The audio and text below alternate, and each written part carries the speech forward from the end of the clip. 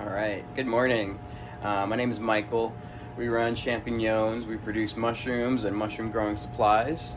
And we're going to give you a little update of what's been going on here. So, as you can see, quite a bit going on. Not too much different than the last video. We just did our first in-person market over the weekend. It was really nice. We're planning on doing some more. First thing, all of our new liquid cultures are doing great. Some are already almost ready to move into the fridge, and it's only been, oh gosh, my brother labeled that one. It's only been like a couple weeks and they're ready. Bunch of substrate bags we made yesterday. So we got some coffee waste, the chaff or frass that comes off the bean when roasting. And we decided to try that out instead of soy hulls, to see if we can make use of this waste product that our friends so kindly donated to us. So we're excited to see how those work compared to the other substrate recipes. Moving into the tent, we've got a lot going on in here. We just moved a lot out yesterday. Last night I picked a bunch of kings. We got a bunch of little scrawny ones still there. We picked a bunch of yellow or golden oysters, quite a bit of pohu, and some lion's mane. Down here we can see we've still got more lion's mane coming in. These ones have all been harvested at least once. And then got a bunch of bear's head that have been harvested and that are coming back again. And the coral tooth. Really love the coral tooth. It just looks so cool. Really kind of surprised to find that the coral tooth is actually a lot more durable than the bear's head after harvest. It's very fragile on the actual teeth of it, but the bear's head is a lot more prone to discoloration. It browns really quickly after harvesting. Up here we've got our shiitake. I have not grown shiitake yet. These are our first blocks that have actually moved into the tent. These two have probably been moved in a little early. This one as well. Probably should have waited until they're all the way browned out. From some of the research that I've done, that seems to be the best way. I also have not smacked this. So they say smack the shiitake when it's ready to start fruiting to simulate the tree falling. I also need to unwrap it. They recommend unwrapping the bag, or at least taking most of the bag off, but I'll go ahead and give it a good smack.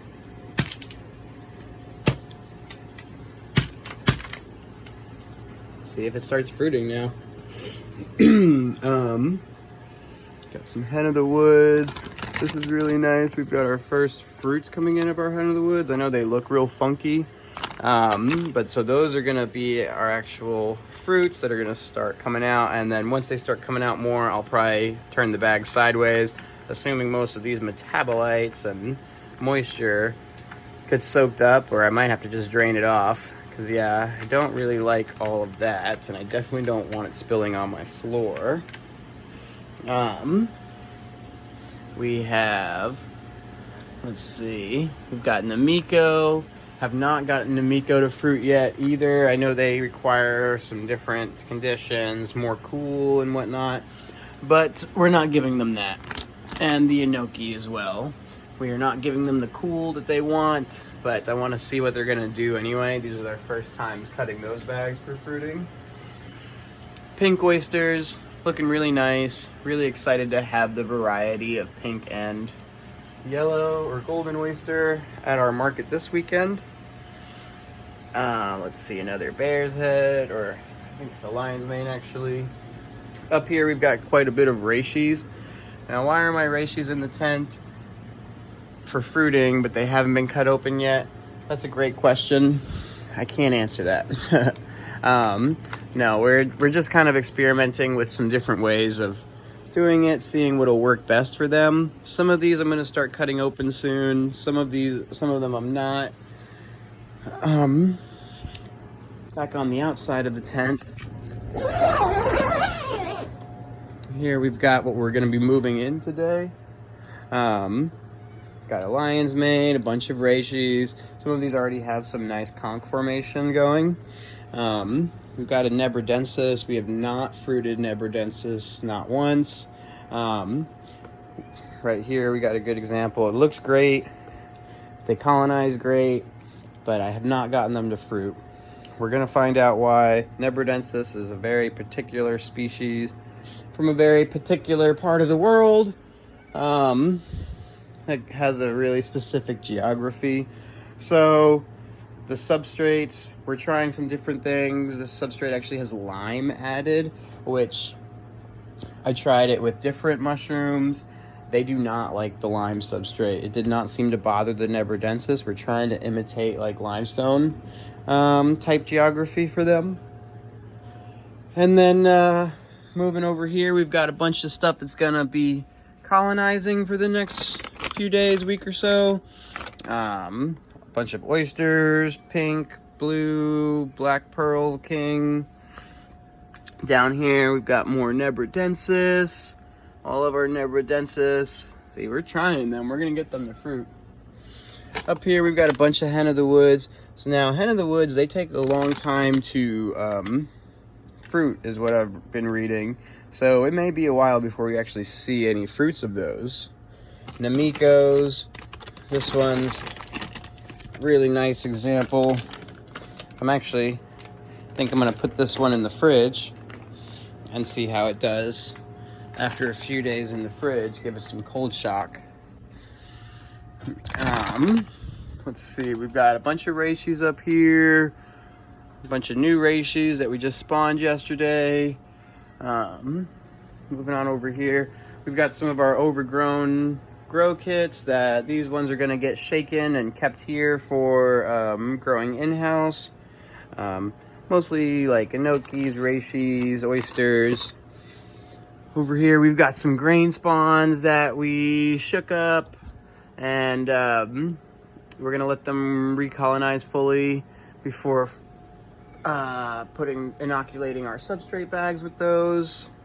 Down here, a bunch more new grain spawns that we have going from our new liquid cultures. A bunch of shiitake blocks. Shiitake. Those are all shiitake. Over here, went through some of our grains last night. Took out some slow growths and whatnot.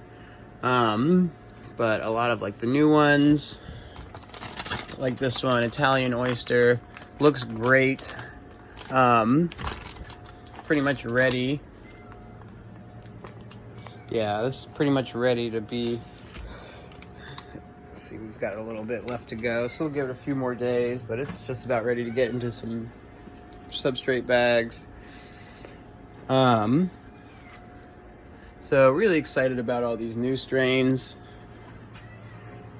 And in the autoclave right now, we've got some more grain spawn that we're gonna be sealing later today. Whenever it cools down some more, I'll seal them up, and then we can inoculate them tomorrow. Oops, left my scale on. But yeah, that's where we're at. It's starting to get hot in the grow room. 71, don't like that. We do have a window unit, but I don't think that my window unit's really putting out. Pretty sure it is not getting cold. So let me actually move it down right there, see if it changes. But yeah, so that's where we're at. We're getting ready for this weekend, trying to have as much stuff harvested as possible.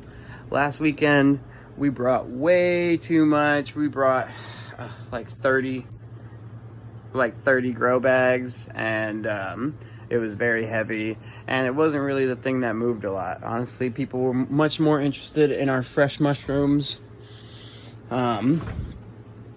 We still have quite a bit too. We've got a bunch of lion's mane. Big old coral tooth, more lion's mane. Most of these lion's mane are gonna make it into the dehydrator. They're still great, but these were picked last week. You're starting to get some oxidation, some discoloration.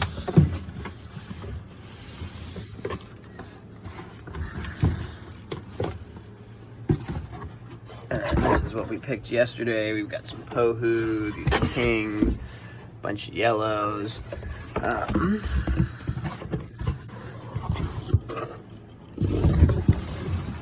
So we're gonna have a good selection this weekend. Still got a crazy amount of liquid cultures. Trying to condense them down, and we are ready to get into agars. That's the next step for us, is doing petri dishes, agar plates for everything, and really refining our cultures. So we'll talk more about that once we get to it. But other than that, you know, thank you. We'll give you another update here in a few days and kind of see how stuff's going. But yeah, don't work too hard.